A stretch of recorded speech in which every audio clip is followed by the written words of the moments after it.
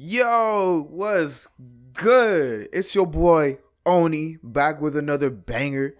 Even though this might be my first video looking ahead. Anyway, back to what I'm trying to talk about today, guys. And what I'm trying to talk about is two games that are very similar that y'all may or may not know: Temtem and Pokemon. So, just getting into it, Pokemon in itself is a monopoly. Come on, it's a monopoly. There's no other game.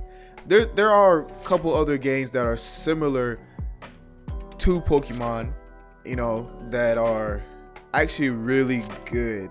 They do the Pokemon type thing really well, but it's a monopoly. There's no others that really compete to the level of success that Pokemon has for a number of reasons.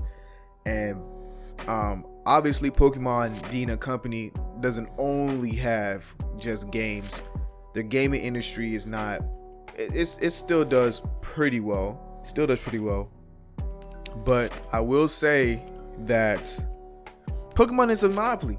The genre that is Pokemon is an RPG, but the style is so very unique to most RPGs, right?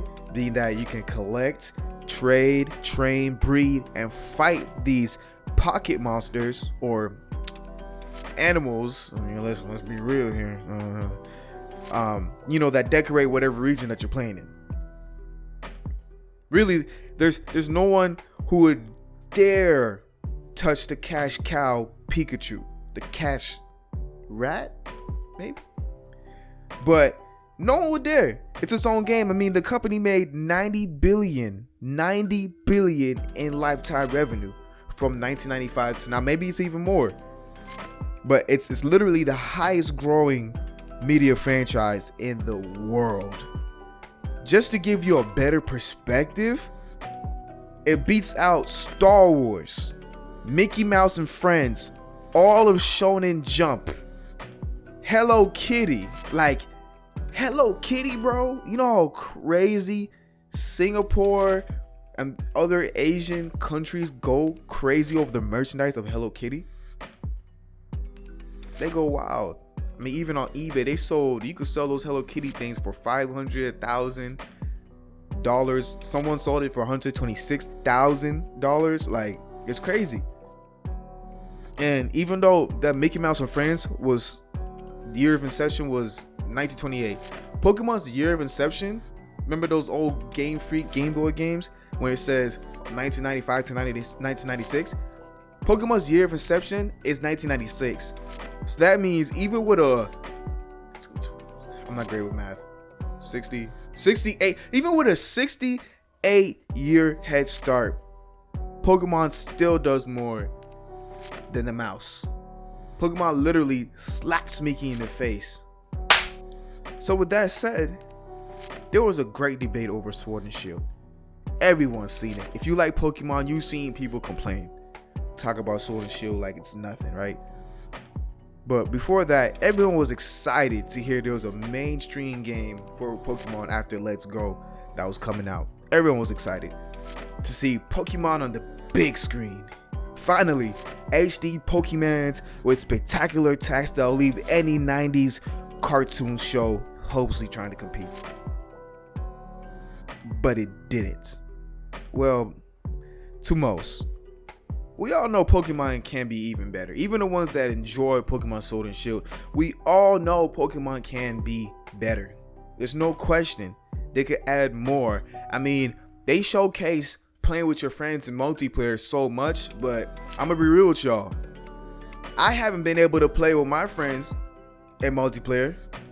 The multiplayer in that game is like you see a false image of somebody, almost like it's Dark Souls. You know how in Dark Souls how they have multiplayer and you see like the shadow of somebody? It's almost like that. Like they come into your world, you see the shadow, and then after you follow them into a trap or something, they disappear, right? That's how it is to me.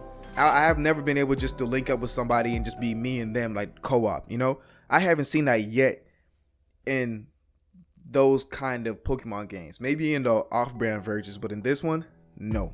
Like, I haven't been able to, but they showcase it like it's a thing. But I mean, let's be real. Why reinvent the wheel if you invented the wheel? That's where Pokemon is at. I believe Pokemon is comfy at the top. They can do whatever, charge us whatever, and we just simply play into their hands. Think about it. The paid DLC with all this content sounds like it should be a part of the vanilla Pokemon game already. Seeing how it includes story content that would be relevant to the main story, but they chop it up along with Pokemon Bank that was basically free in other installations. Why? Wait. This sounds very familiar. What other company have done this? Makes you think, right? But this is a common thing in the gaming industry now. Like, a couple recent games that came out was so lackluster because the companies almost feel like, oh, it's cool, they're gonna enjoy it because it has all their favorite anime characters in it. They're gonna enjoy it because, shoot, I made it. They're gonna enjoy it because, you know, that's just what this is what they always wanted for years. So they're gonna buy into it. We don't really care too much to add basic things, right? No. When are we gonna start doing this? Buying into things and not getting what we want. They have to listen to us. We make their pockets filled with cash. Come on. You know? So this is where you come in.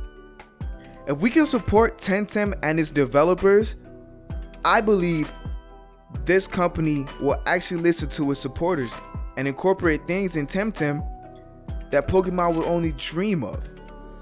It's time to let Pikachu know he needs to evolve. I mean, it's been years, my dude. You gotta get up and start really fighting. You know, I don't care how much you love your Pikachu for him. You could be a lot stronger. You could help out Ash a lot more. Like, he wouldn't be a kid for so long of never being the gym leader never beating the Elite Four until recently. Like, he could have been beat them if he would just evolve.